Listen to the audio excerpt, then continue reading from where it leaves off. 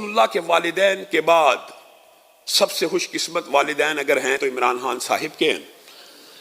بچہ تو مکلف نہیں ہے شریعت میں، بچے کے اوپر شرعی قانون لاگو نہیں ہوتا، بچہ نابالغ ہے، لیکن اس بچے نے یہ الفاظ خود سے کہیں یا اس کو کسی نے سکھلایا ہے، کم از کم اس چیز کو تو پروب کرنا چاہیے کہ ہم کیسے اپنے بچوں کی تربیت کر رہے ہیں۔ کیا ہم اپنے بچوں کی یہ تربیت کر رہے ہیں کہ ہمارا فلاں سیاسی لیڈر رسول اللہ کے والدین کے بعد اس کے والدین سب سے زیادہ خوش قسمت ہیں؟ اس کو پروب کرنا چاہیے، اور اس کو پروب اس انداز میں کرنا چاہیے کہ اگر تو بچے نے واقعی خود کہا بالکل اس کے اوپر شرعی کوئی حکم لاگو نہیں ہوتا، لیکن اس کی تربیت کے اوپر سوالیہ نشان ضرور ہے، اور اگر اس کو فیڈ کیا گیا ہے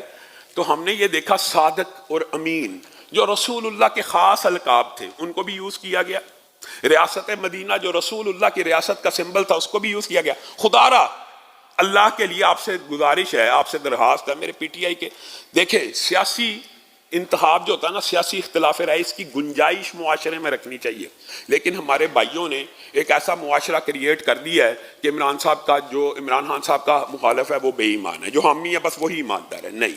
سیاست ایسا فیلڈ نہیں ہے کہ جس کے اندر کسی سیاستدان کو نواز شریف ہو یا عمران خان ہو وہ معیار حق ہے، نہ، سیاستدان معیار حق نہیں ہے، معیار حق اسلام میں قرآن و سنت ہیں، رسول اللہ صلی اللہ علیہ وسلم ہے۔ آپ پی ٹی آئی کے بھی جو ساتھی ہیں میرے، لا الہ کا کلمہ نہیں پڑھتے، کلمہ کو مسلمان ہے نا، تو کیا